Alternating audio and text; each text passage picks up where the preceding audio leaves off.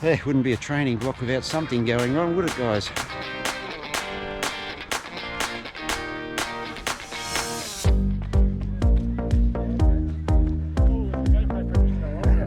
Thank you. Hi guys, welcome back to the channel. My name's Neil, for anyone new around here. Really do appreciate you clicking on this video where I'm going to give you my thoughts on the Saucony Kinvara 13 after running 160 kilometers or 100 miles. Now, I've got a little bit of a story to tell about my experiences with an earlier model of the Kinvara, and I went rummaging through the drawers in the garage thinking that I still had that shoe, and yep, I do. Here it is, the Saucony Kinvara 6. Now, I must have really enjoyed running in this shoe because have a look at the laces there, guys. At some stage they have snapped. I've just tied them back together and continued on my merry way. But I've got to say, as much as I must have enjoyed running in this shoe, I haven't ventured back to the Kinvara model until now, with the release of the 13s a few months ago. Now, before I dive into giving you my thoughts about this shoe, let's do a little interesting exercise here. Let's put these two shoes on the scales and just see how they compare weight-wise. I'm betting that this shoe, the 6, will be a hell of a lot heavier than this shoe, the 13. Let's have a look. Okay, let's put the 6s there on scale, and that comes in at 243 grams. For anyone playing in ounces at home, conversion here up on screen. Now let's put the 13s on scale, and that comes in at 232 grams. Wow, that is interesting, because I would have bet my bottom dollar that the 6s would have been much heavier than the 13s, but not to be. Anyway, we're not here to talk about the 6s. We're here to talk about the 13s. Oh, it hasn't been working. Right, okay. Well, that's not very good.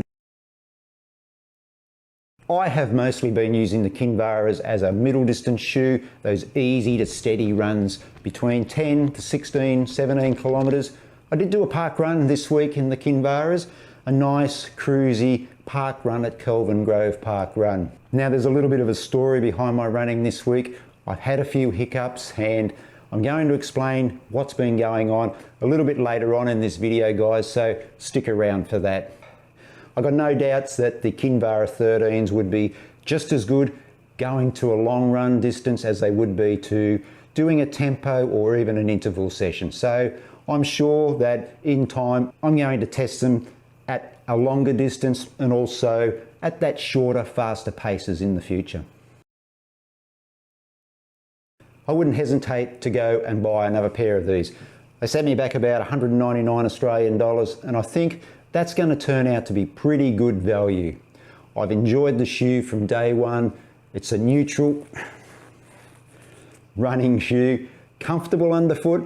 The engineered mesh sits nicely on my foot. It's well aerated, breathable. The lockdown is solid, and the semi-guzzeted tongue, hopefully you can see that in there, is nicely padded. Good bit of padding there. And there's a good deal of support around the heel counter, and I haven't had any issues with the foot, the heel moving around in the shoe, which means no rubbing and no blisters. Always a good thing, guys.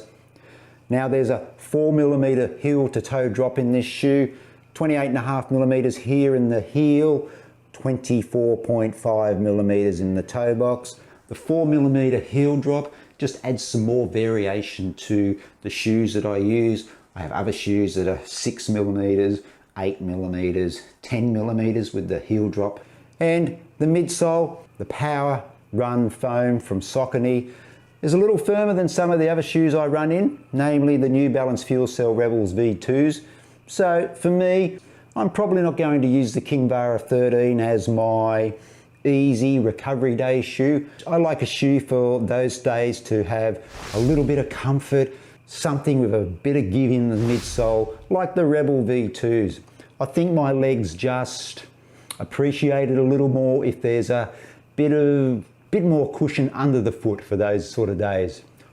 I have done a recovery run in the Kinvara 13s, but I found myself just cruising along a little bit too fast. And I think that's what the Kinvara 13 does. It encourages you to skip along to a little bit faster beat and gives you the encouragement to get up on your toes a little bit and to pick up the pace.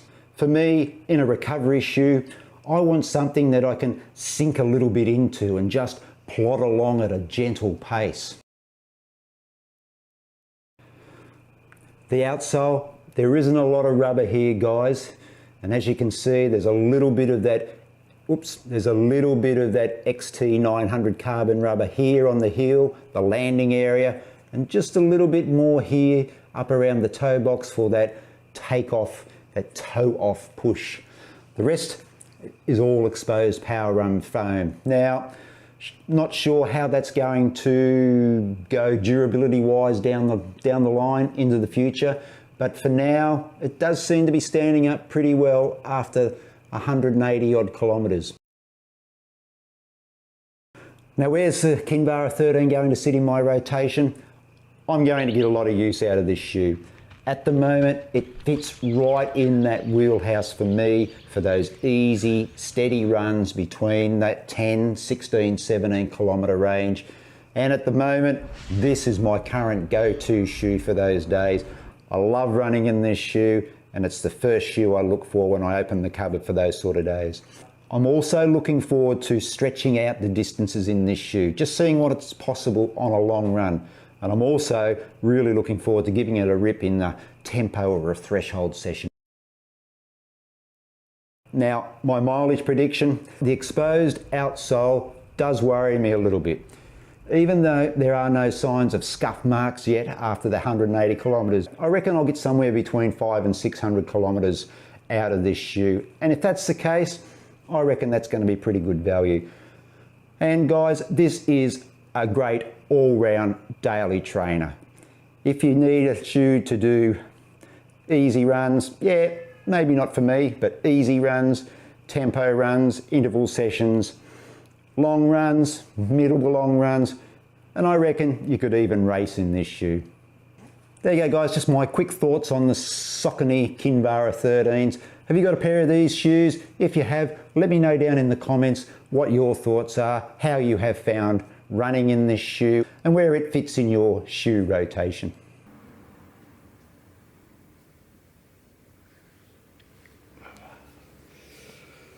Oh, I wasn't expecting this.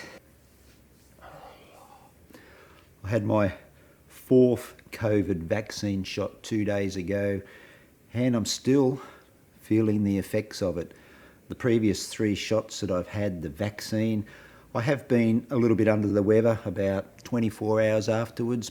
You could almost set your clock by it. 12 hours of sort of having the aches, the fatigue, the headaches, the fevers, the shivers, all gone after 12 hours. And the same again this time. Monday, I had the vaccine at about 10 o'clock. 2 o'clock the next morning, woke up, fever, shivers, pretty much wiped out for the next 12 hours. Late Tuesday, started to feel a lot better. Didn't run on Tuesday, didn't do that speed session. And then today, woke up, midweek long run, was on the plan, and I felt fine. Had breakfast, felt back to 100%.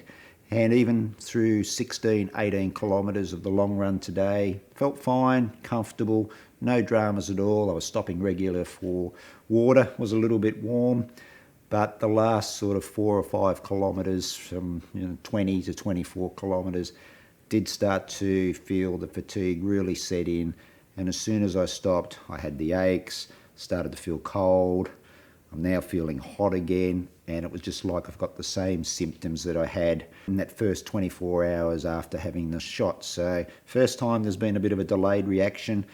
Not sure why it's happened this time. I did run Monday afternoon after having the shot in the morning, whether that stirred things up, but even on Tuesday when I did have the symptoms, they did disappear within 12 hours, so I thought I was back to normal, but obviously not. Taking just a little bit longer this time to get over that vaccine shot, so it's a bit disappointing. It's only 11 days until the Sunshine Coast Marathon, And I did really want to do that speed session on Tuesday, and I did really want to have a bit of a crack at a park run on Saturday, but I'm just going to see how the body is now for the rest of the week.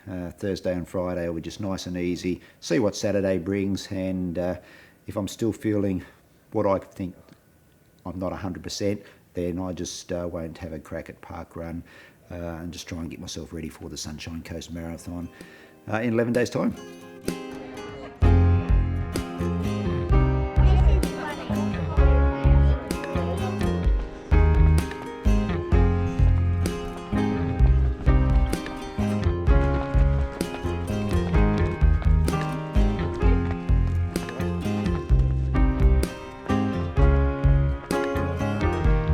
Park run, Kelvin Grove Park run, so it's Saturday. That's my first run since Wednesday. Feeling a lot better, but I have developed a back issue. I'm not sure how it's happened. Every time I breathe in at the top of the breath, I just get a real sharp pain in my back, so I'm not sure if I've twisted or done something. I don't remember doing anything. I don't remember hurting the back at all. I just think it's a bit of a coincidence that it's happened within 2 days of having that COVID vaccine jab. So whether it's got something to do with that, I'm not sure. Felt okay in that run, but just couldn't take in any deep breaths. Took it nice and easy this morning, but it is what it is. You just got to wait this thing out, but I'm sure it'll come right.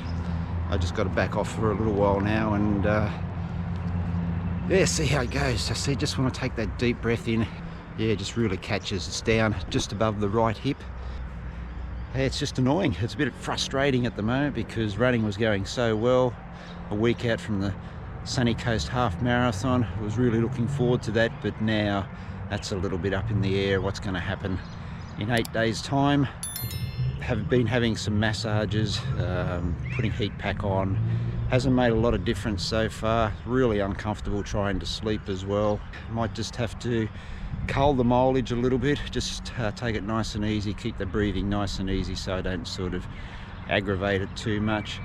Certainly no issues when I'm running. Yeah, I'll monitor it for a few more days now, and if it doesn't sort of come right by midweek, I might chuff off to the doctor and see what's going on. But just another little setback to add to another training block. We roll with the punches, keep moving forward, don't look back. There are people in the world that are a lot worse off than me, and my heart goes out to them. Look, I'm thankful that I can still do a little bit. I'll just keep ticking over and see what happens. There wouldn't be a training block without something going wrong, would it, guys?